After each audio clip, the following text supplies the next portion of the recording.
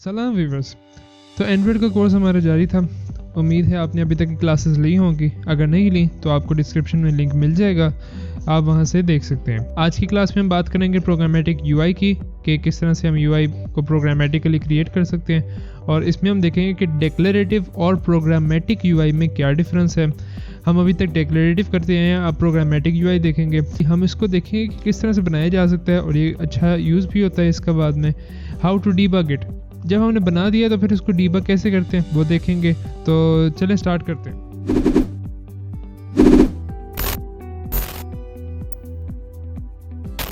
तो व्यूअर्स, हमारे इस चैनल कोड स्टूडियो को बनाने का मकसद क्वालिटी कंप्यूटर साइंस कंटेंट को उर्दू ज़बान में लोगों तक पहुंचाना है, ताकि मेड इन पाकिस्तान की तरह लर्न इन पाकिस्तान का भी रुझान पैदा हो सके।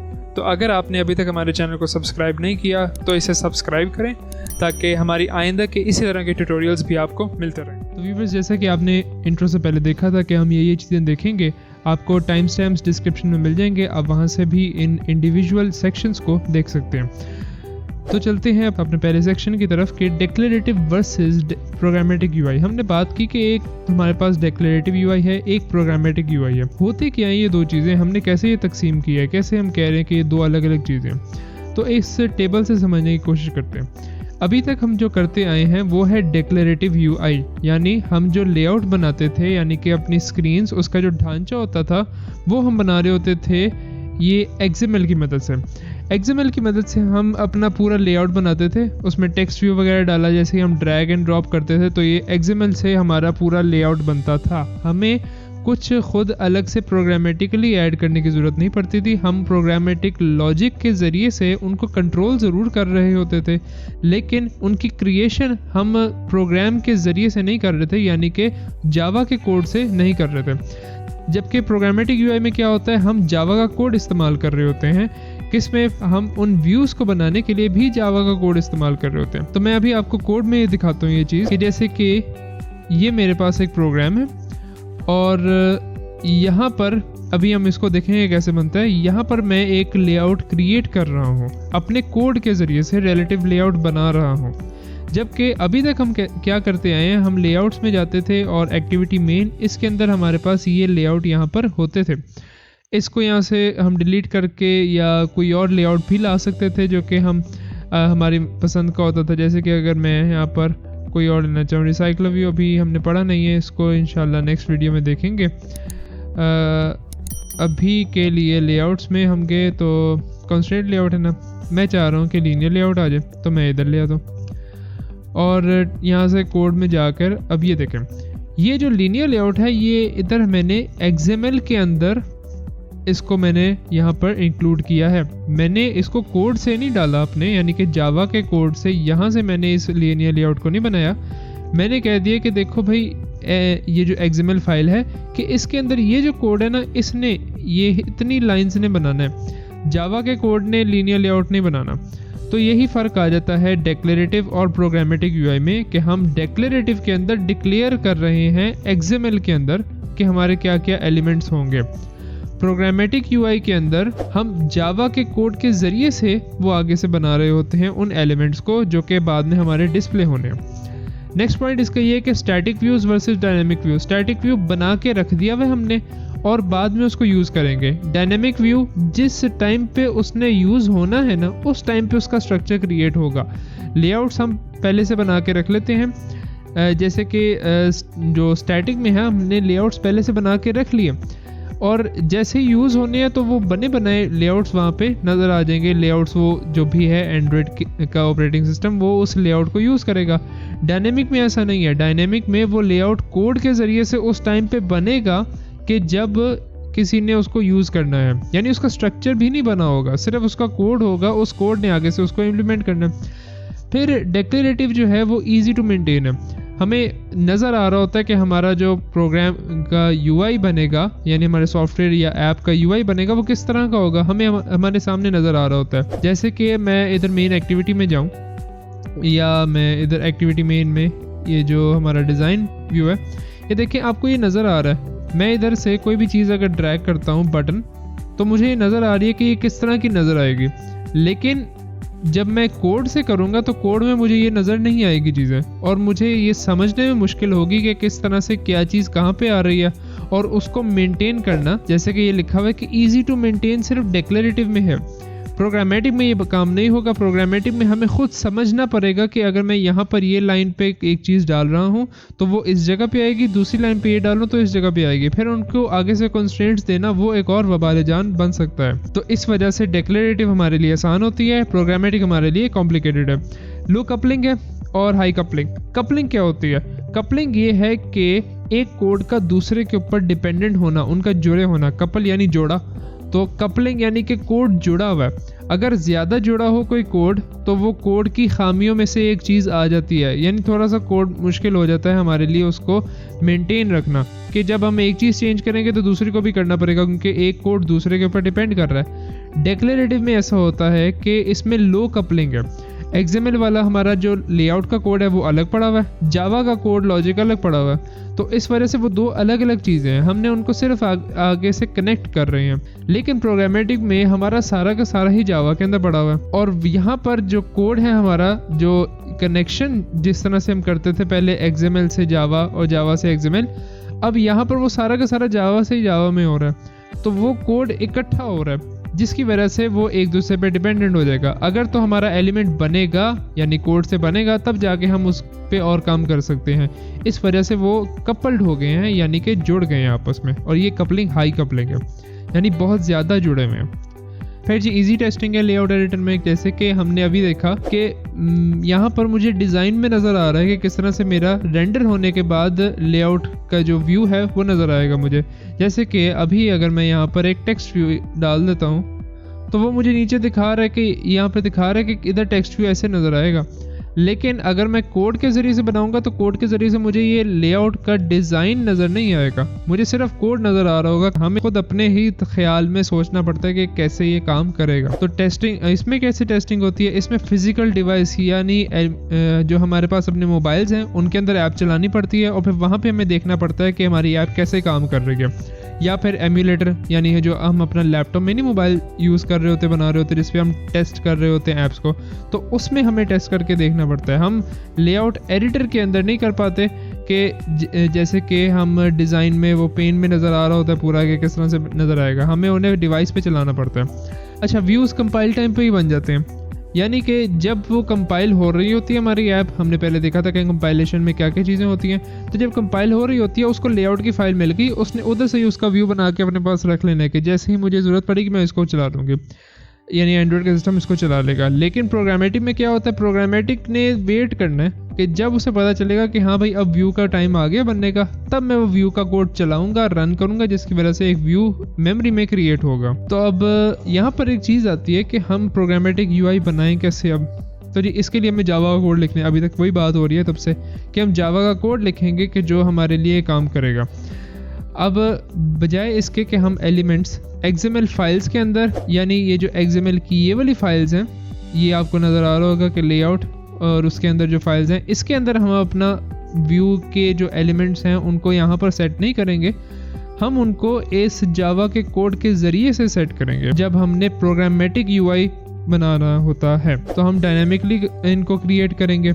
जैसी हायरार्की हमने XML में बनानी थी ना, यानी कि हमारे पास XML में क्या होता है, कोड पे स्प्लिट करके मैं दिखाता हूँ आपको कि सबसे ऊपर एक पेरेंट लेआउट होता है जो यहाँ पे कंस्ट्रेंट लेआउट है, उसके अंदर फिर चाइल्ड एलिमेंट्स आ जाते हैं, फिर अगर आगे नेस्टिंग वगैरह होनी है तो वो एक और चीज़ है।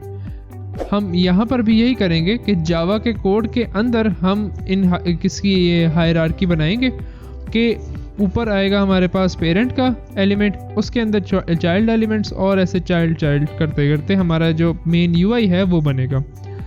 इसमें हमें जो नेसेसरी एट्रीब्यूट्स हैं व्यू को देने वो ज़रूरी पड़ते हैं, वो ज़रूरी होंगे। जैसे कि हम टेक्स्ट व्यू अगर बनाते हैं तो उसमें टेक्स्ट क्या जाना है वो हमें बताना पड़ेगा, या उसके थोड़े से जो और इसके एट्रीब्यूट्स हैं जैसे कि लेआउट विड्थ क्या होगी, लेआउट हाइट क्या होगी, वगैरह वगैरह। ये भी कुछ चीज़ें हैं जो कि हमें प्रोग्रामेटिकली असाइन करनी होंगी या प्रोवाइड करनी होंगी। तो इसको एक एग्जांपल से देखते हैं। अभी तक हम काफ़ी देर तक काफ़ी एग्जांपल पे घूम ही रहे थे, मैं इसको दोबारा से बना के अब दिखाता हूँ। तो मैं एक नया प्रोजेक्ट बना लेता हूँ, एम्प्टी प्रोजेक्ट करता हूँ और इसको कर देते हैं क्लास 8। तो एंड्रॉयड का हमारा प्रोजेक्ट सेटअप हो गया है। अब हम यहाँ पे काम स्टार्ट करते हैं। हमने करना ये है कि हम अभी इधर ही देख लेते हैं। मैं इधर यहाँ पे कोड में आता हूँ और यहाँ पर कंस्ट्रेंट लेआउट है। मैं कंस्ट्रेंट लेआउट की जगह लीनियर लेआउट करना चाह रहा हूँ। सिंपल सी बनाएंगे हम अपना ये जो एग्जांपल में कोड है इसको सिंपल रखेंगे। तो एक लीनियर लेआउट डाल देता हूँ मैं, और उस लीनियर लेआउट के अंदर एक इमेज व्यू होगा और इसको मैं कर देता हूँ कि इसकी विड्थ कितनी होनी चाहिए। विड्थ इसकी रैप कंटेंट हो और हाइट भी रैप कंटेंट हो। और ये इसका इमेज का भी पाथ नहीं दिया, वो भी देखते हैं। इसको हम बना ही उधर रहे हैं अभी सिर्फ दिखाने के लिए। और एक टेक्स्ट व्यू है, तो ये कुछ इस तरह का लगेगा। टेक्स्ट व्यू नीचे आएगा हमारे। अभी ये इधर इसलिए लगा हुआ है क्योंकि इमेज पे हमने कोई सोर्स सेट नहीं किया। और तो और यहाँ पर जो हमारे पास इसकी ओरिएंटेशन है वो भी हमें चेंज करनी है। एंड्रॉयड कोलन ओरिएंटेशन, और इसको मैं वर्टिकल रखना चाहता हूँ। ठीक है जी। अभी हमने अब ये चीज़ें बनानी है। एक लीनियर लेआउट बनाना है, उसके अंदर एक इमेज व्यू, उसके अंदर एक टेक्स्ट व्यू।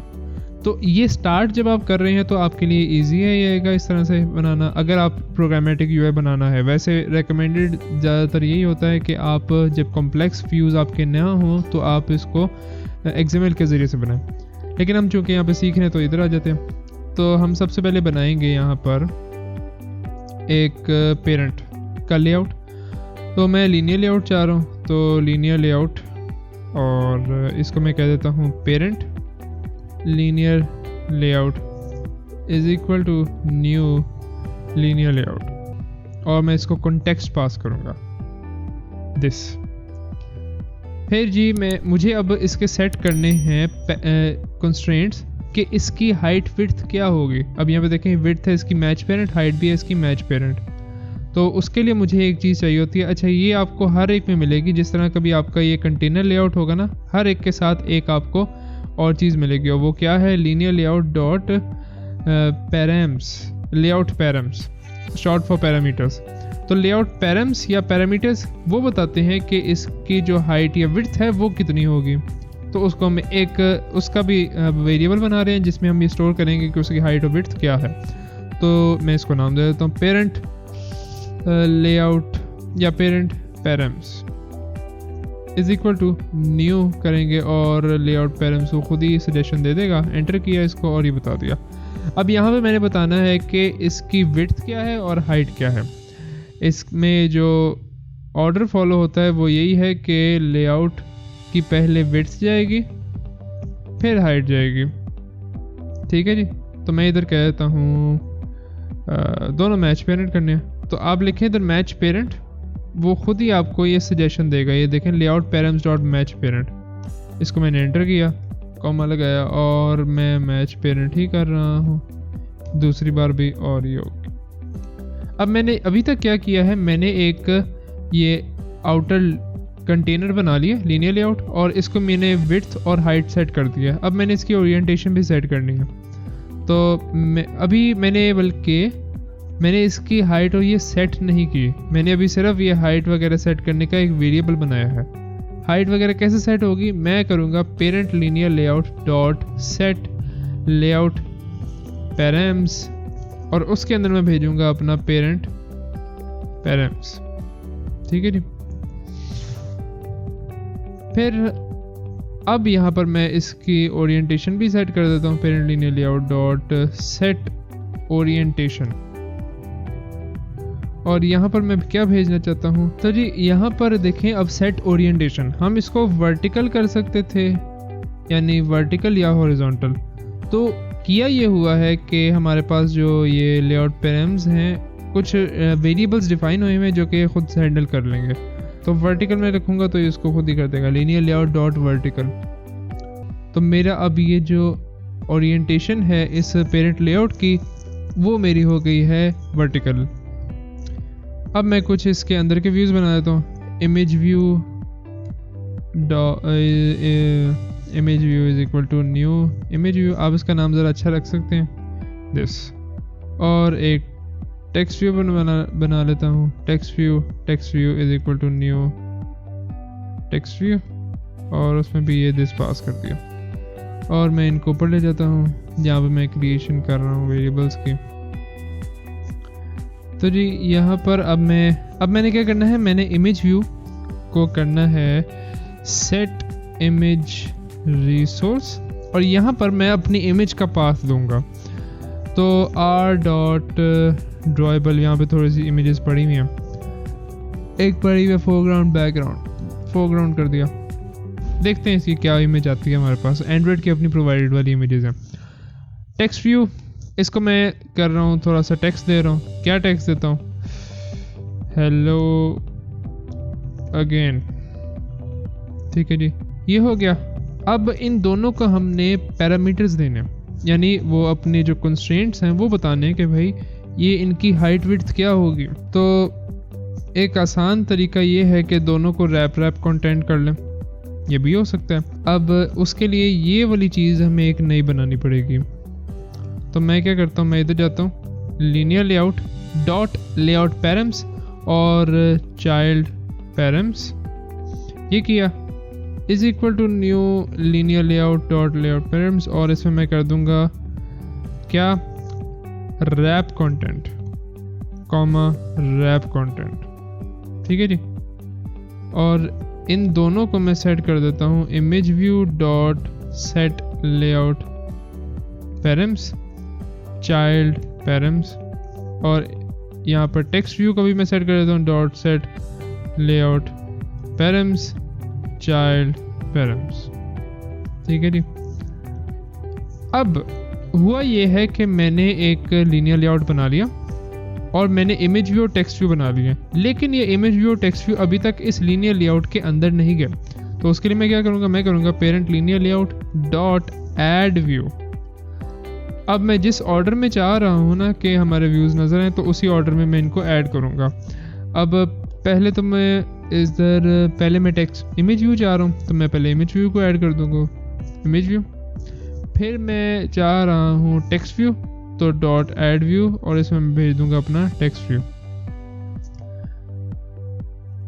अब ये हुआ है कि हमारा लीनियर लेआउट बन चुका है और उसके अंदर ये एलिमेंट्स भी अटैच हो गए, लेकिन अभी भी वो स्क्रीन पे नज़र नहीं आएगा। ये वाला जो है, हमें क्या करना है, हमें एंड्रॉयड को बताने के देखो ये जो कोड है ना, अब तुमने इसके साथ लेआउट बनाना है, तुमने लेआउट वाली फाइल को इग्नोर कर देना है, ये जो एक्टिविटी मेन है तुमने बस इसको देखना है और इसके मुताबिक अपना लेआउट बनाना है। तो वो कैसे होगा, तो वो ऐसे होगा कि यहाँ पर एक लाइन है सेट कंटेंट व्यू। ये क्या कर रही होती है, ये बताती है कि इस क्लास के साथ मैंने किस चीज़ को जोड़ना है लेआउट के लिए। अभी यहाँ पर क्या हो रहा है, सेट यानी कि जो ये मेन एक्टिविटी डॉट जावा है, ये वाला कोड जुड़ा हुआ है एक्टिविटी अंडरस्कोर मेन के साथ, यानी इसकी चीज़ें नज़र आएंगी इसके ऊपर जो भी हम करेंगे। तो इस जो एक क्लास है उसका जो व्यू है वो हमारे यहाँ पे हैंडल होगा एक्टिविटी अंडरस्कोर मेन से। मैं इसको चेंज करना चाह रहा हूँ, तो मैं इसको कमेंट कर देता हूँ और हम इसको एंड पे क्या करते हैं, इसको चेंज कर देते हैं सेट कंटेंट व्यू, और इसके अंदर मैं पास कर दूंगा अपना रिलेटिव लेआउट जो कि पेरेंट लीनियर लेआउट। और अब क्या होगा, अब ये आगे से चल जाएगा, यानी कि अब हमारा जो यहाँ पर बना है लीनियर लेआउट वो हमारी ऐप में नज़र आएगा। इसको चला के भी देखते हैं। तो जी हमारी ये चल चुकी है। अच्छा हुआ क्या है, देखिए कितना छोटा सा आ गया। वो इस वजह से कि हमारा जो टेक्स्ट वगैरह दोनों कुछ चीज़ें थी वो हैं ही बहुत छोटे साइज़ की, और हमने कह दिया कि रैप कंटेंट, यानी कि वो जितने उनका साइज़ है ना सिर्फ उतना ही रहे। तो इस वजह से ये दोनों साइड पे लग गई हैं और ऊपर नीचे ही आई हैं, क्योंकि हमने इसको क्या किया था, हमने इसकी ओरिएंटेशन वर्टिकल की हुई है। तो अब ये हमारा एक सिंपल सा लेआउट है कि जो कि हमने प्रोग्रामेटिकली बनाया है XML को यूज़ किए बगैर। वापस आते हैं और आगे चलते हैं। यहाँ पे एक चीज़ आती है कि हाउ टू डीबग इट। हमें जैसे कि ये है, अब इसमें नज़र नहीं आ रहा कि ये जो अंदर से इमेज व्यू है ये कहाँ से कहाँ तक जा रहा है। बज़ाहिर ऐसा लग रहा है कि सिर्फ ये इतना सा जो हिस्सा है ये एक इमेज व्यू है, जबकि नहीं, वो इतना कुछ ज़्यादा होगा। तो हम क्या करेंगे, हम ये करेंगे कि असाइन करेंगे different colours to different elements, his foreground, background, margin, padding वगैरह वगैरह। हम जो भी एलिमेंट होगा ना उसकी थोड़ी सी हम कलरिंग चेंज कर देंगे, बैकग्राउंड का कलर कुछ और दे देंगे, मार्जिन कुछ और दे देंगे, पैडिंग कुछ और दे देंगे। और जब वो कलर्स हमें यहाँ पर ऐप में नज़र आएंगे तो उससे हम समझ जाएंगे कि यहाँ पर ये क्या चीज़ है और ये किस का एरिया है। तो चलें इसको एक एग्जांपल में इसी एग्जांपल में करते हैं। अब जैसे कि मैं इमेज व्यू पे चाह रहा हूँ, मुझे भी पता नहीं चल रहा कि इमेज व्यू यहाँ से कहाँ तक है, तो मैं इसको दे देता हूँ background, image view dot set background colour, और इसमें मैं भेजूँगा गेट कलर। और इसमें मेरे पास क्या क्या कलर्स हैं, are dot colour dot colour accent, ठीक है। अच्छा, एक रेड लाइन दे रहा है, ये कह रहा है कि मैं वो API वाला थोड़ा सा रोल है, तो इसको एक सिंपल और चीज़ करते हैं, get resources dot get colour. ये वाली आप चीज़ बस जहन में रख लें, या आप जब आगे कोड भी करेंगे तो रेफरेंस के तौर पे यहाँ पे वापस आएगा, आपको पता चल जाएगा। अभी ये करेगा क्या कि ये रिसोर्सेज में जाएगा, उधर से कलर्स में जाएगा और वहाँ पर ये कलर एक्सेंट उठा लेगा। ये हमारा हो गया इमेज व्यू। अब मैं चाह रहा हूँ कि जो टेक्स्ट व्यू है उसको भी मैं एक बैकग्राउंड कलर दूँ। इस कोड को मैं नीचे ले जाता हूँ और यहाँ पर, और text view dot set background colour, इसको मैं क्या दूंगा, इसको मैं ये वाला तो नहीं देना चाह रहा, गेट कलर, और इसमें are dot colour colour dot colour primary, एक ये चला गया। एक आखिरी हमारा गरीब पेरेंट लेआउट भी बचा है, तो उसको भी कोई कलर दे देते हैं ताकि हमें वो भी नज़र आ जाए कि कैसा है। तो dot set background colour get resources dot get colour, और इसके अंदर मैं भेजूंगा R dot colour primary dark, ठीक है जी। इसको अब चला के भी देखते हैं।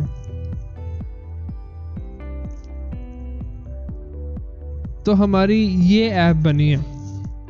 ये देखें, ये जो कलर था ये हमारा, इसका क्या नाम है, कलर प्राइमरी डार्क, वो इस पूरे लीनियर लेआउट का है। उसके अंदर जब हम गए तो उसके अंदर हमें ये चीज़ मिली, एक इमेज व्यू और एक टेक्स्ट व्यू।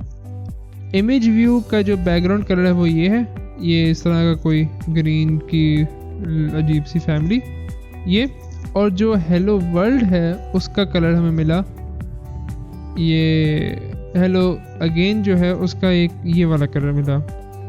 अभी हमने क्या किया, अभी हमने इसके जो बैकग्राउंड है सिर्फ उसको चेंज किया। असल में हमने हुआ ये है कि जो हमारी तस्वीर थी उसको हमने कर दिया कि उसका जो साइज़ है या टेक्स्ट भी जितना उसका साइज़ है ना वो सिर्फ उतनी जगह घेरेगा, उससे ज़्यादा नहीं, बाकी ये सारी जगह खाली आ रही है।